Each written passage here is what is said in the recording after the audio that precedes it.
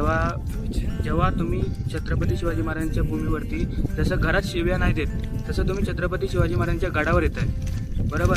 ते आपले दैवत आहेत. तर आपण या गडावरती येऊन हे शिव्या देणं, ह्या सगळ्या गोष्टी करणं, थुंकणं, इवन आता आम्ही येताना सुद्धा काही गुटख्यांचे कचरा देखील होता, तो देखील आम्ही पाहिलं. तसंच संतोषने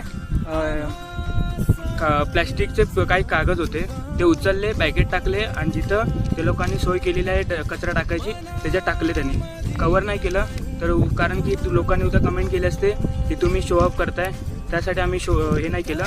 म्हणून कृपया करून तुम्ही गडावरती येता तर ह्या सगळ्या गोष्टी तुम्ही अवॉइड करा.